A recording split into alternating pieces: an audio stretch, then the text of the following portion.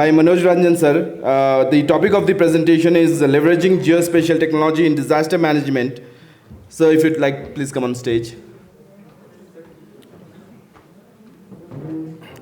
And trust me, this is going to be a very interesting presentation.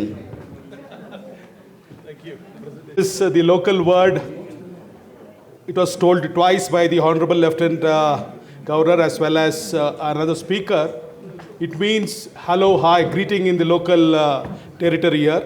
I asked yesterday the driver who was carrying me around, how do you say thank you? He said again July. So July you can use it for both the ways. So that is what I would say. Thank you. Thank you to Amit, the star who has made this wonderful program, meticulous planning. For any speaker, the thrill is that the audience look at him. Completely grateful to you. This is the second session I'm sitting here with such great discipline, elegance. You have all participated. It just says that a great show, I would say, a great show too. So a big clap to all of you from my side. I would thank these things. Though I'll be talking on a new subject, from morning we heard about e-governance, digital governance, so on and so forth. I will talk on few little initiatives which we did in Karnataka. I will also talk about all the major sponsors, what you can do in disaster management. I spoke about DASA systems also. I will highlight where we can treat, what is the new areas which the industry can treat in the disaster management segment also. So that's Karnataka for you, a warm welcome. And that is Vidhan Sauda, where our elected members sit. So, in the initial presentation, I spoke about how we traversed from e-governance to mobile governance to digital governance to doorstep governance. People, the governance, not only in the country, across the globe, are attempting to reach grassroots level governance.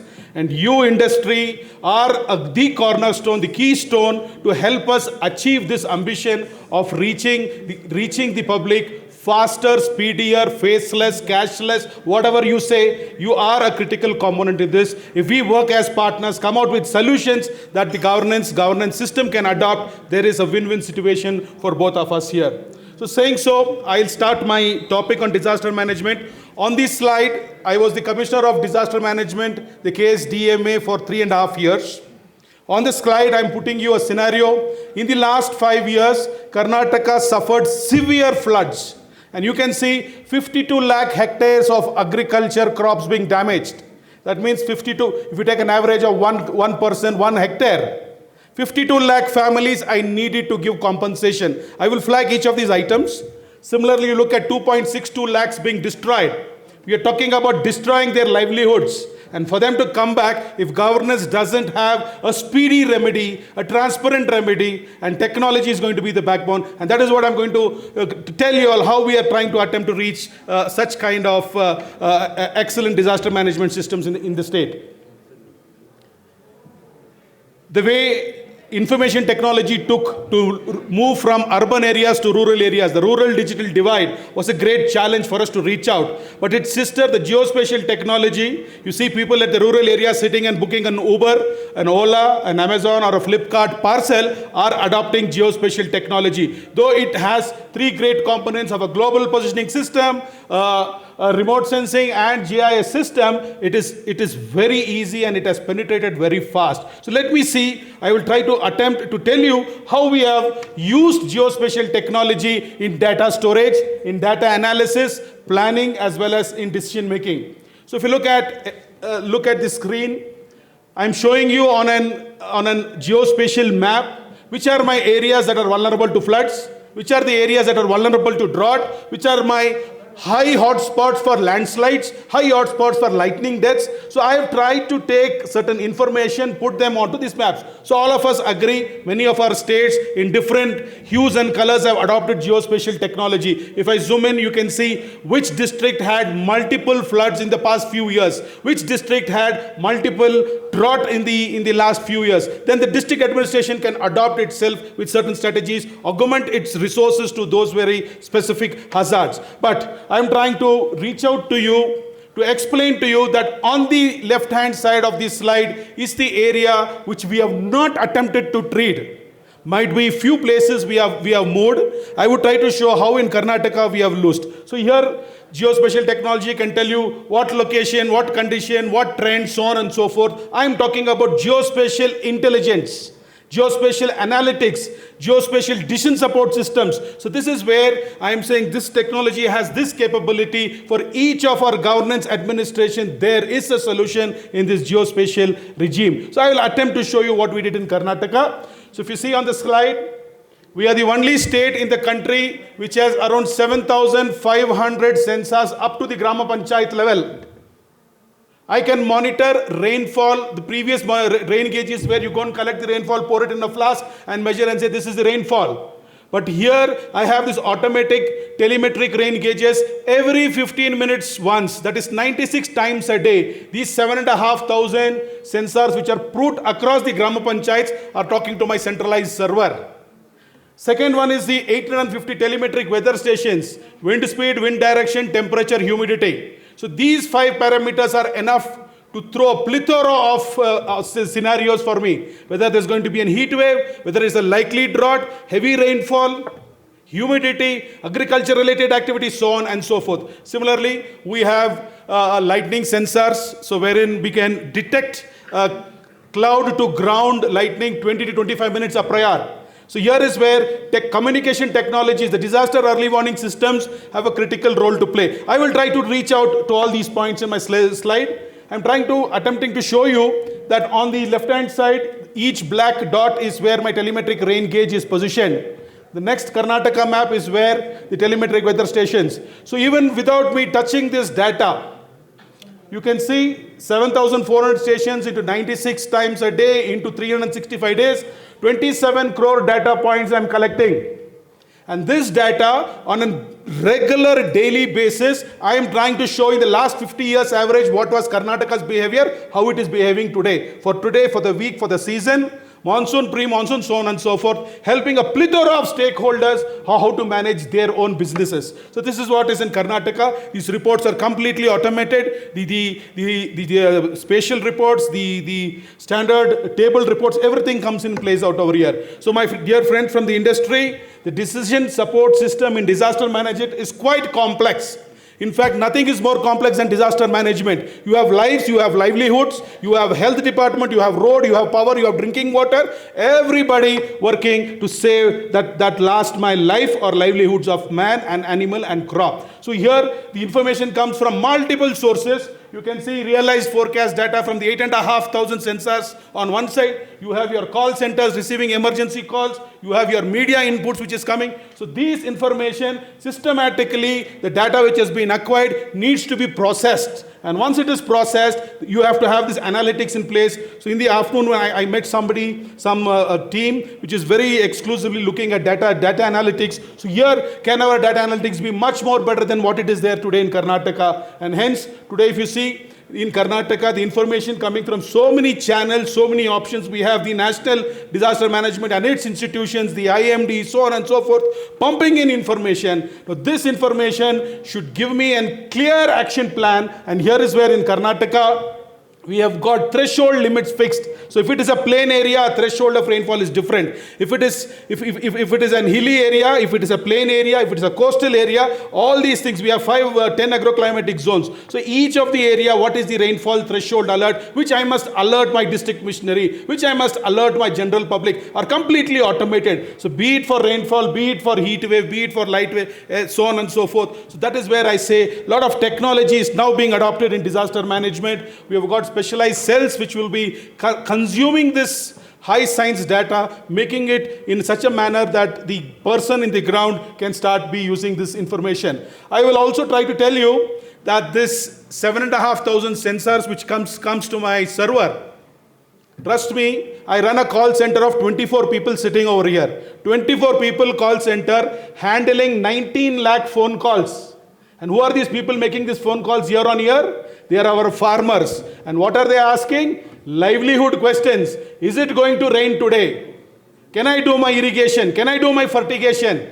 Can I harvest my crop? Can I apply insecticides? All are livelihood questions. And the information which is realized information which is collected from my sensors automatically going to 𝐃𝐲𝐻𝐻. 𝐃𝐲𝐻𝐻 processes it here, and we are the only state which get Gram Panchayat wise forecast for the next 72 days, which is more than 85% accurate. And if the farmers believe this information, they make the phone call on their own cost. And year on year, 18 lakhs, this year it is 19.5 lakh phone calls. Now tell me, with 24 people, how do I address 19.5 lakh phone calls? So here is where we have done our automation, our CRM, which is, as soon as a phone call is made from a particular Gram Panchayat, I pull out the relevant information from it, and on the screen it is available for this help desk guy to speak to the farmer, giving relevant, precise questions which impacts his livelihood. So this is where I say technology has been then. These are our geo database, which is our websites, which are put up. 15 minutes it is refreshed on global access, everybody can see. In fact, people now call, can I have my open door marriage today? They ask us the rainfall to take that decision. That's how technology is being used here. I will just take another 3-4 minutes where I talk about an innovative manner in which we are handling disasters. That is the Geospatial Enabled District Disaster Management Plan. The Disaster Management Act of 2005 prescribes every state, every territory to have a disaster management plan at the state level, at the district level, and department level. So across, if you see, disaster management plans in the country are paper-based. So you take and document this thick to find out who is the superintendent police of a particular district. You call him, he'll say, sir, I am transferred 3 months back. So it is a paper-based document, no updated information. It cannot talk to you. It cannot analyze complex thing. Can you tell it which are the villages that get flooded if there is 50 mm of rainfall? It doesn't do. So we are moving into the geospatial technology, which does all these things. Real-time updation. Every time an officer changes, it gets updated. The management plan can be pulled out in 5 minutes' time. It handles all the resources. It tries to help the district missionary to act in a standardized manner, no arbitrariness, no ad hocism, marshalling the resources out over here. So this technology is where, if you see, I'm just showing you a live screenshot here, wherein I select flood. The moment I select flood here, this works. The moment I select flood here, select a disaster, I can choose from the disaster, I give the coordinates, by putting the point here, magic works here. What is this magic? It tells me if a flood is happening in this place here, based on the resources you have uploaded in the peacetime, it will tell me that these are the personnel who are available. So for that location, for a 5 kilometers radius, I have got 1,000 personnel who are available. So these personnel are government missionary. These personnel are people like volunteers, doctors, hospitals, so on and so forth. It tells me which are the buildings that I can adopt for a shelter. It tells me which are the vehicles, search rescue equipments I can do. On clicking each of them, on a map view you get, and clicking each of them, you can see the information which is available there. So the information talks about what is the building, what is the area, does it have bathrooms, does it have... So these are critical information a district magistrate requires to identify a shelter. So in less than few minutes, the DM is completed to show where he's going to open the shelter camp, who are the officers he's summoning, where he can handle his resources. So this is what we have used technology. So this is for the hospitals. So I'm trying to rush through here. So I come to the second last part of my presentation. So what is available now is for you is that my recommendations to the National Disaster Management Authority I'm placing before this August gathering. I have requested them to open a national geospatial portal for demand and supply. You have a lot of philanthropists when a disaster strike ready to support. What do they give? Whom do they give? Everybody gives blankets. Blankets is a dump over there. So you need food, you need medicine. So I'm saying that NDMA has this portal. If a certain incident happens in a certain place, the demand should be raised there. Whom this demand has to go should be there. And then there are philanthropists who books these slots, say that I am supplying so-and-so medicine, I am supplying this. So the demand-supply matching should happen using technology. So this is one thing where you can be looking at. Second one is, if you look in Karnataka, I told you, we had those 52 lakh beneficiaries who lost their crops. In less than 1 month's time, in my previous presentation, I told you the entire database, Aadhaar-enabled payment system, banks are in place. In less than one month's time, I could push money into their accounts. Nowhere in the country it happens at that speed. Because you need an audit trail, you need to send money to the right person, you need to measure the damages which has happened. So the entire thing on an IT-based platform is happening there. So my request was, have this pan-India. The third one is, if you look at disaster management plans, which is happening in Karnataka, rest of the country can right away take this out over here. The National Portal of Hazards, we have premier institutions looking into landslides. You have premier institutions looking into n number of hazards over here, but they don't talk. So here is an opportunity for industry leaders who can look into these things and say that if somebody wants to make a road inlay from here to here, based on the information, the meta-scale information, they should say, no, you're not supposed to make a road here. It is highly prone to landslides. If somebody is going to do some activity there, so the documentation, the records which is in a book form should go into a digital form, and it should help in decision making. So this was my fourth request out over here. And lastly, not the least, have a portal for having all these things done over here. So this is what I had from my part to tell you on disaster management. And for the participants in the afternoon session, I said, Dassault Systems, you can immediately work on 3D modeling, wherein you can help in scenarios. What happens if so much rainfall comes? Who are my people who are vulnerable? So that is one thing you can be looking at.